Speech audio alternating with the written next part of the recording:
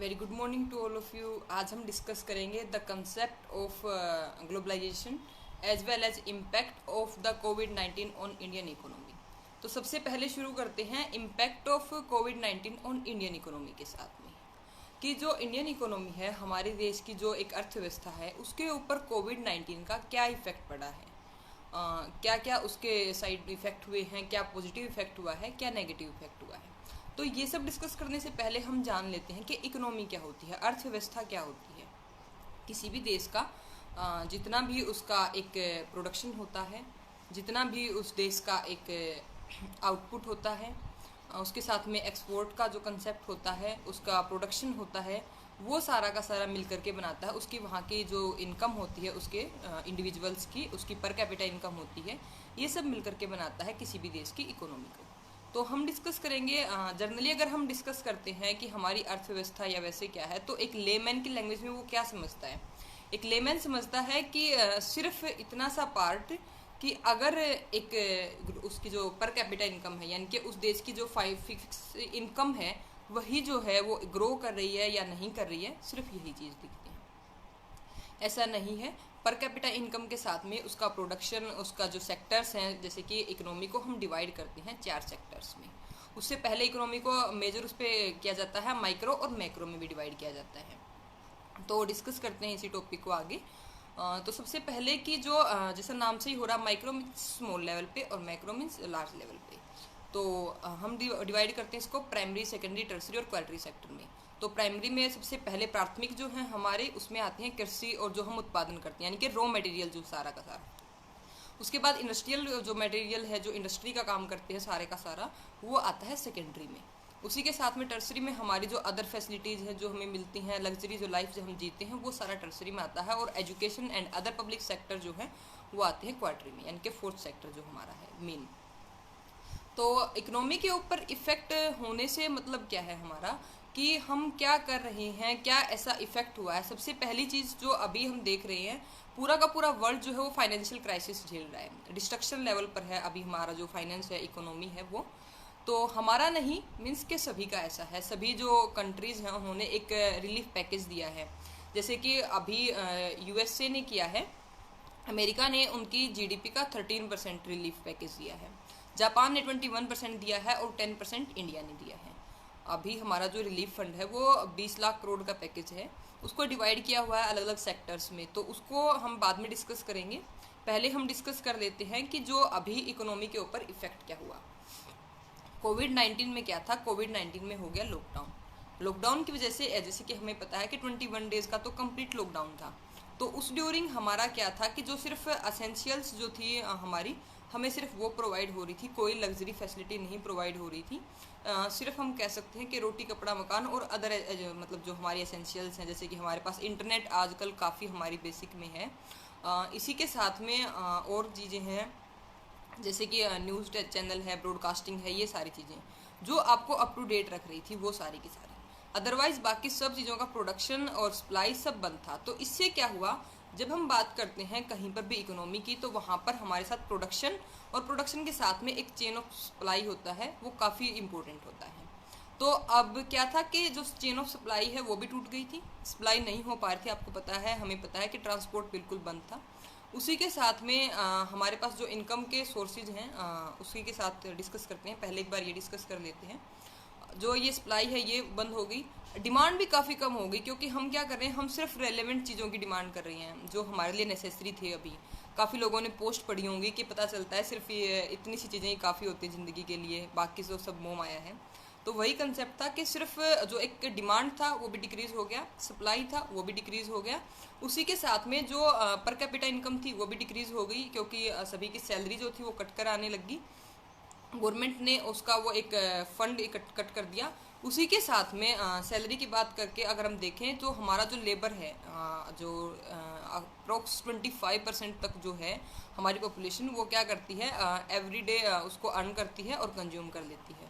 तो अभी लॉकडाउन के चलते क्या था कि ये सब बंद हो गया था, उनके पास इतना प्रॉपर सेविंग भी नहीं होती है कि वो उसको इतने लॉन्ग टाइम पीरियड के लिए चला सके। तो इससे क्या है, इससे जो एक नेशनल जो इनकम थी, पर कैपिटा इनकम थी, वो काफ़ी लो लेवल पर चली गई। तो पर कैपिटा इनकम ने इकोनॉमी को कहीं ना कहीं इफेक्ट किया। जो हमारा एक्सपोर्ट हो रहा था इतना सारा मटेरियल, उसने क्या किया, उसने उसको लो कर दिया। अब एक्सपोर्ट नहीं हो रहा था, टूरिज्म से जो हमारा इनकम हो रहा था वो बंद हो गया। उसी के साथ में जो अदर सेक्टर्स थे वो सारे के सारे बंद हो गए। अगर मैं बात करूँ इलेक्ट्रॉनिक्स की या वैसे, तो वो भी सारे के सारे बंद हो गए। तो हुआ क्या, जो इम्पोर्ट हम कर रहे थे वो बंद हो गया। इम्पोर्ट से तो हमें इतना ज़्यादा नुकसान नहीं हुआ, लेकिन जो हम एक्सपोर्ट कर रहे थे तो वो क्या हो गया, वो बंद हो गया, वो रुक गया वहीं पे। इसी के साथ में पर कैपिटा इनकम है वो डिक्रीज हो गई। और जो प्राइस है वो कहीं पर जो लोगों ने काफ़ी लो कर दिए, कहीं पर काफ़ी हाई थे, उसके बारे में डिस्कस नहीं करूँगी अभी।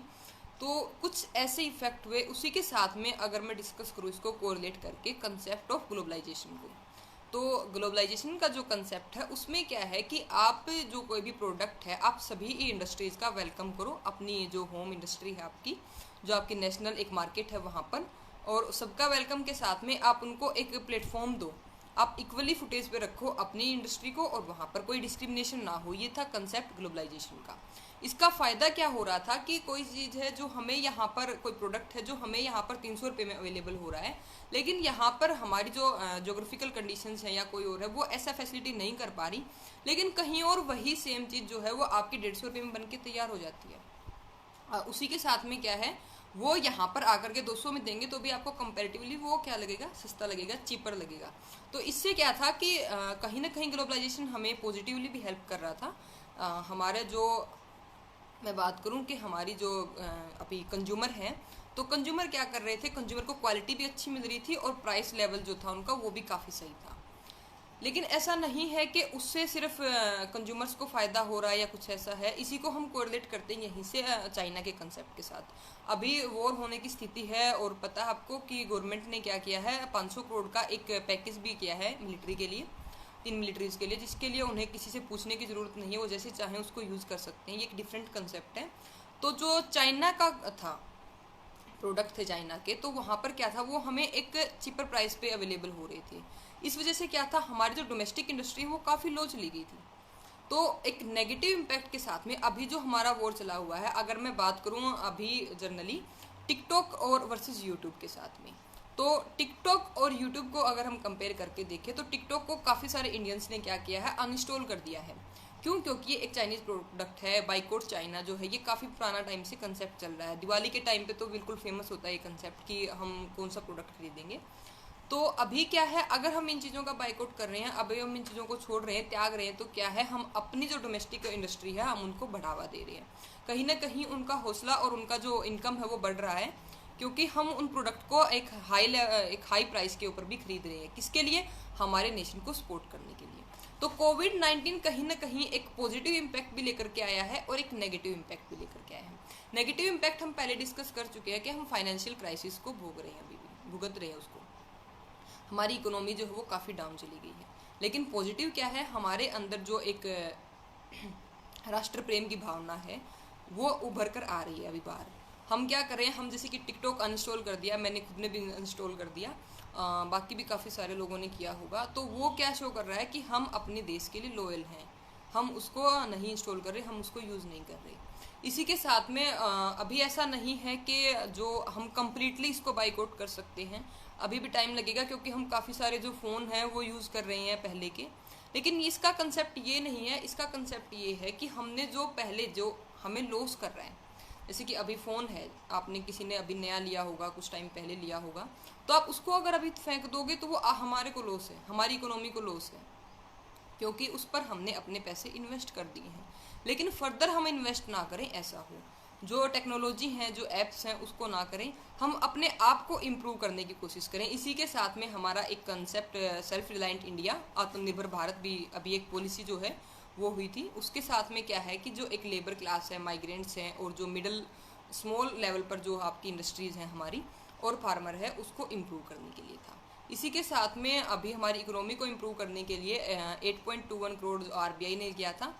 अब हम डिस्कस करते हैं कि जो ग्लोबलाइजेशन का कंसेप्ट है वो अभी के टाइम पर कितना इफ़ेक्टिव है, कितना इफ़ेक्टिव नहीं है। तो जो ग्लोबलाइजेशन का कंसेप्ट है, यानी कि जो बाउंड्रीज़ को हटाने का, ये कंसेप्ट हमारा ऑप्ट कब हुआ था, हमारे जो फॉर्मर PM हैं ऑनरेबल मनमोहन सिंह जी, उन्होंने क्या कहा था कि पहले एक और टाइम था 1994 में, जब भी हमारी इकोनॉमी काफ़ी डगमग हो रही थी कि अभी मतलब एक लो लेवल पर ही फाइनेंशियल क्राइसिस की स्टेट थी, वो एक फाइनेंशियल इमरजेंसी डिक्लेयर होने वाला था, होने वाली थी। हालांकि ऐसा हुआ नहीं है कि अभी तक हमने एक बार भी फाइनेंशियल इमरजेंसी लागू की है। तो उस टाइम पे उन्होंने क्या कहा था, उस टाइम पे उन्होंने LPG का कंसेप्ट अपनाया था, लिबरलाइजेशन, प्राइवेटाइजेशन एंड ग्लोबलाइजेशन। तो ग्लोबलाइजेशन को हम तब से अभी तक ऑप्ट कर रहे हैं फॉरेन डायरेक्ट इन्वेस्टमेंट्स में, फॉरेन पॉलिसीज़ में चेंज कर करके उसी के साथ में। और जो प्रोडक्ट हैं, जो आपके पब्लिक वेलफेयर की स्कीम्स नहीं हैं, उसके अलावा जो भी आपके जो मंत्रालय हैं या और है, उन सब में से क्या किया, एक जो प्राइवेट सेक्टर है उसको बढ़ावा दिया। कितने सारे प्राइवेट बैंक्स और सब आ रहे हैं। तो उसका कंसेप्ट क्या था कि जो प्राइवेट है उसका आउटपुट एक पब्लिक सेक्टर की बजाय ज़्यादा होता है, वहाँ पर प्रेशर ज़्यादा होता है। ऐसा नहीं है कि प्राइवेट हो गया तो कम्प्लीटली मोनोपली हो गई, उसके ऊपर गवर्नमेंट का चेक एंड बैलेंस रहता है। लेकिन अभी उस टाइम पे वो सही था, लेकिन अभी जो हम जिस टाइम पे जिस स्टेज पे रहे हैं, वहाँ पर हमें क्या ज़रूरत है, वहाँ पर हमें ज़रूरत है आत्मनिर्भर होने की, सेल्फ रिलायंट होने की। तो अभी हमें ग्लोबलाइजेशन का कंसेप्ट छोड़ करके अपनी इकोनॉमी में बढ़ावा करना होगा। इसी के साथ जो पॉलिसीज़ दी गई हैं लोगों को फ्री ऑफ कॉस्ट में फूड देने के लिए, ग्रेन्स अवेलेबल करवाने के लिए और अदर फैसिलिटीज़ के लिए, उसी के साथ में ज़रूरत है कि एम्प्लॉयमेंट बढ़ाया जाए। कहीं भी हम किसी भी जगह पर पॉवर्टी से फाइट कर सकते हैं और फूड सिक्योरिटी को इंश्योर कर सकते हैं तभी जब क्या होगा, जब वहाँ का जो यूथ है, वहाँ की जो पॉपुलेशन है वो एम्प्लॉयड होगी, वो सेल्फ अर्निंग होगी। तो उनकी मनी है, उनकी चॉइस होती है फिर वो क्या अर्न करते हैं क्या नहीं करते। इसी के साथ में एक और दूसरा पहलू हम डिस्कस करते हैं कि कोविड-19 के चलते क्या हुआ। कोविड-19 के चलते हमारी जो मानवता है, जो हमारा ह्यूमन राइट, जो हमारी ह्यूमैनिटी है, हमारा ये जो कंसेप्ट है, जो हमारे अंदर की मानवता का भाव है, ये बाहर निकल कर आया है। गवर्नमेंट ऐसा नहीं था कि गवर्नमेंट हर जगह पर जा कर के आपको सप्लाई कर सकती है। ये हमारे आसपास के लोग या हम सभी थे जिन्होंने एक दूसरे का साथ निभाया है। एक दूसरे के साथ में मिलकर के हमने क्या किया, हमने अपना सब लोगों ने इकट्ठा किया, जो जितना डोनेट कर सकता था, फ्रॉम ₹1 to ₹10 उन्होंने किया। ये सारा का सारा जो था, ये एक पॉजिटिव एस्पेक्ट था कोविड-19 का। हम लोगों ने जो टाइम स्पेंड अपनी फैमिलीज़ के साथ में किया, वो एक पॉजिटिव एस्पेक्ट था कोविड-19 का। इसी के साथ में अगर मैं डिस्कस करूँ कोविड-19 के इम्पैक्ट को एक स्मॉल सेक्टर में, अगर मैं एजुकेशन के सेक्टर में डील करूँ तो क्या है, अभी जो बच्चे पढ़ रहे हैं, जो कुछ सीख रहे हैं, जितने वेबिनार्स सेमिनार्स अटेंड कर रहे हैं, इतनी सारी चीज़ें अटेंड कर रहे हैं, तो वो क्या है, वहाँ पर कोई बर्डन नहीं है बच्चों पर। जैसे कि अगर हमें प्रॉपर एग्ज़ाम की बात करूँ, एक एवेल्यूएशन सिस्टम की बात करूँ, तो वहाँ पर क्या है, फिक्स टाइम के ड्यूरिंग आपके एग्ज़ाम होते हैं, आपको कंपलसरी पढ़ना पड़ता है, कंपलसरी बच्चे पढ़ाई करते हैं।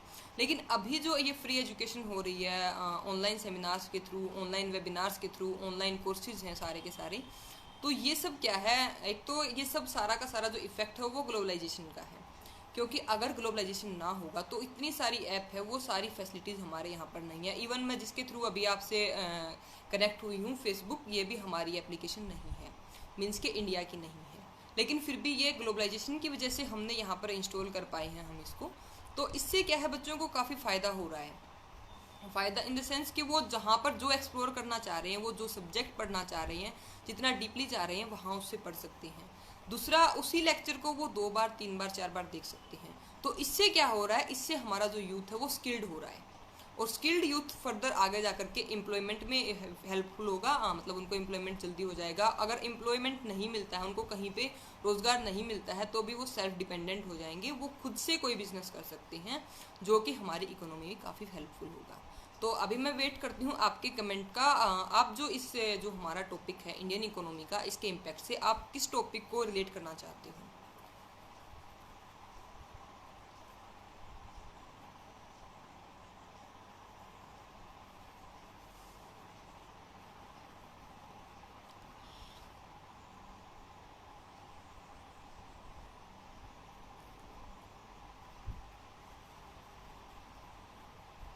अभी मैं वेट कर रही हूँ आपके कमेंट का कि आप किस टॉपिक के साथ में कोरिलेट करना चाह रहे हो कोविड-19 को।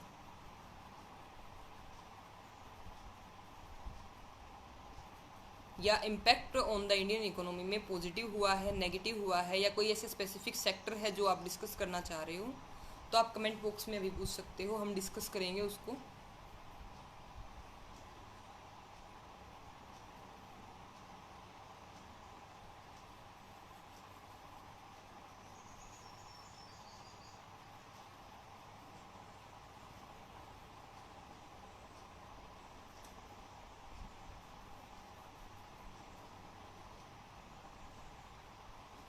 एग्रीकल्चर, एजुकेशन, टेक्नोलॉजी या किसी भी और अदर जो टॉपिक है आपका, उससे अगर आप कोरिलेट करना चाह रहे हो तो अभी मैं 1 मिनट तक और वेट करती हूँ आपके कमेंट का, हम कोरिलेट करेंगे उसको, अदरवाइज़ फिर मैं अपना लेक्चर फिनिश करती हूँ।